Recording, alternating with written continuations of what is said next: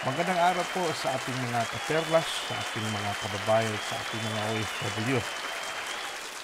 At nakita po natin, nasaksihan natin na kung gaano kamahal si Tatay Digong ng taong bayan. Nung birthday niya ay halos buong mundo, hanggat may Pinoy ay talagang nakikita natin yung suporta na kahit hindi natin nakasama si Tatay Digong, pero yung pagpapasalamat, yung suporta, pinapakita ng taong bayan na talagang mahal si Tatay Digong. At ito'y nangyayari lamang po dahil sa kung ano yung itatanim mo, yun din yung aanihin mo. Kasi yun yung pinapakita ni Tatay Digong sa atin, yung pagiging isang mabuting ama, mabuting tatay sa lahat, tatay ng bayan. Kaya syempre, iyon din yung lalabas at yun din yung hindi mo masisisi yung mga tao na talagang susuporta sila. At hindi po sila kailangang bayaran or utusan. Talagang kusa po itong ginawa ng taong bayan dahil sa pagmamahal kay Tatay Digong. Kaya manood tayo itong yung mga photos na nangyari noong birthday ni Tatay Digong. Ito sa Vietnam, yung nasa Riyadh.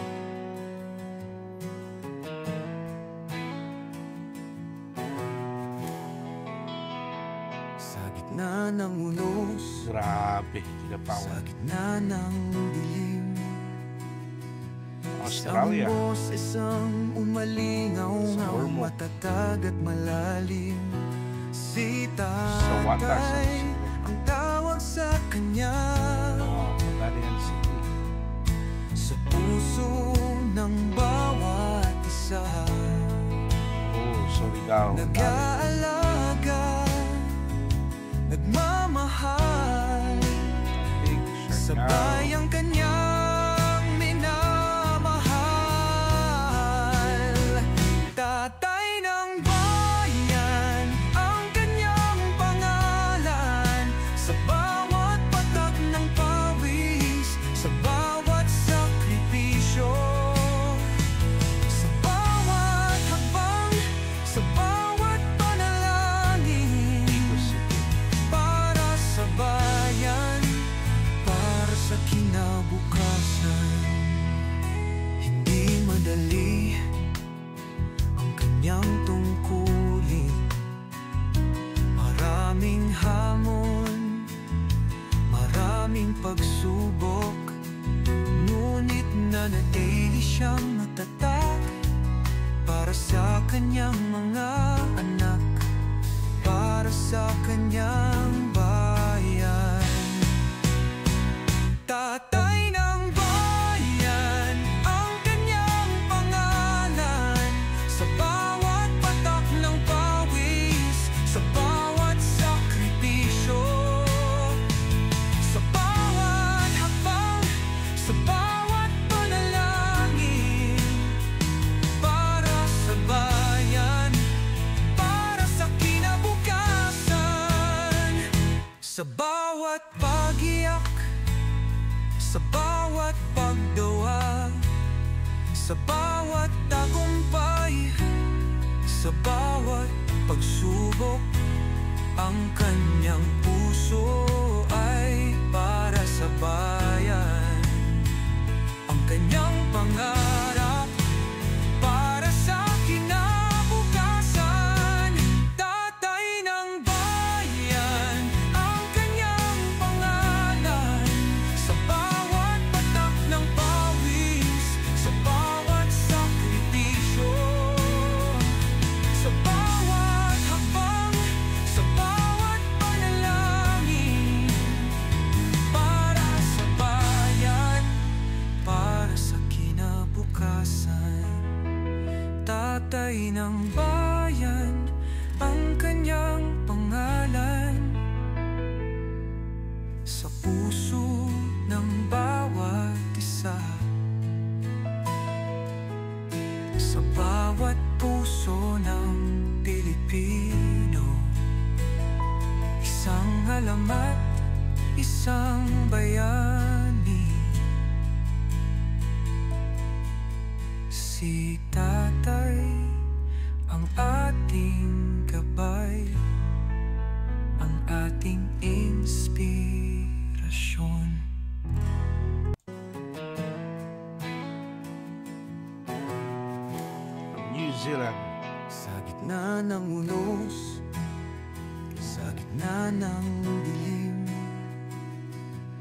Isang boses ang umalingaw-ngaw, matatag at malalim. Si tatay ang tawag sa kanya. Sa puso ng bawat isa,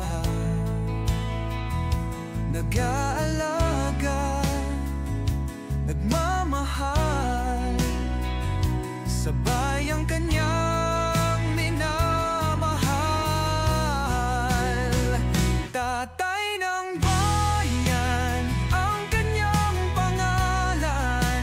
Sa bawat patak ng pawis, sa bawat sakripisyo, sa bawat hakbang, sa bawat panalangin, para sa bayan, para sa kinabukasan.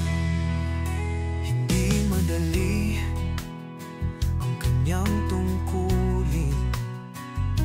Maraming hamon, maraming pagsubok, ngunit nanatili siyang matatag para sa kanyang mga anak, para sa kanyang bayan. Tatay ng bayan ang kanyang pangalan. Sa bawat patak ng pawis, sa bawat sakripisyo, sa bawat hakbang, sa bawat panalangin, para sa bayan, para sa kinabukasan.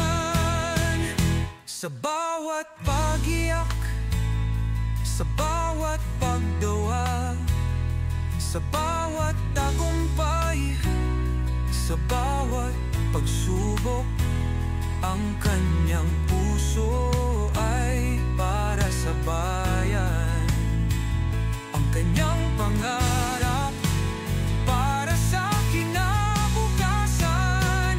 Tatay ng bayan ang kanyang pangalan. Sa bawat patak ng pawis, sa bawat sakripisyo, sa bawat hakbang, sa bawat panalangin, para sa bayan, para sa kinabukasan. Tatay ng bayan ang kanyang pangalan. Sa puso ng bawat isa, sa bawat puso ng Pilipino, isang alamat, isang bayani. Si tatay ang ating gabay, ang ating inspirasyon.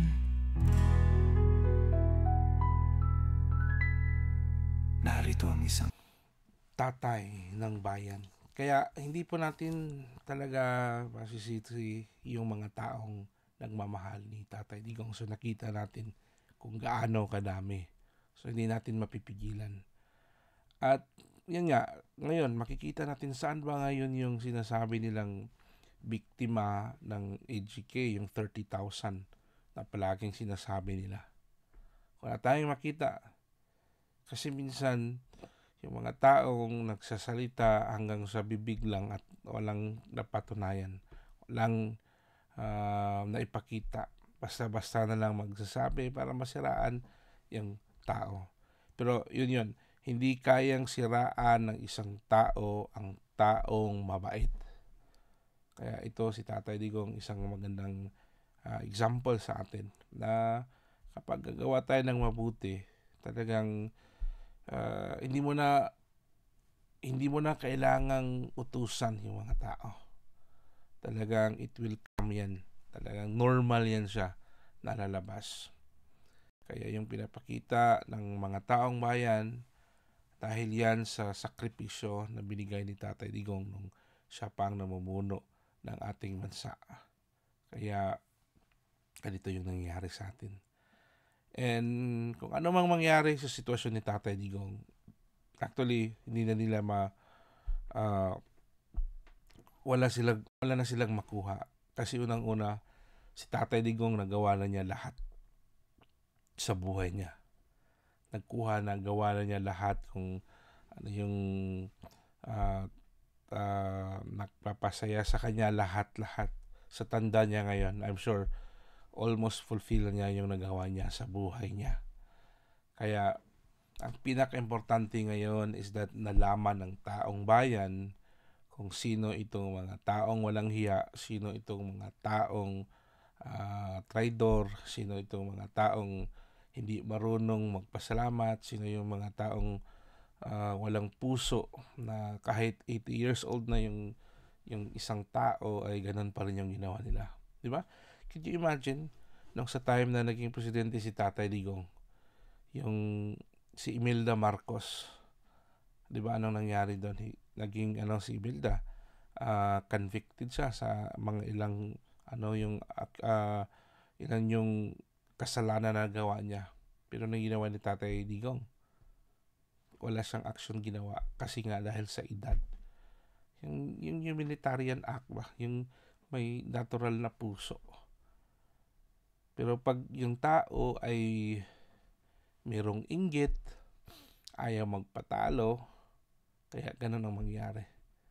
Gagawin lahat basta manalo lang.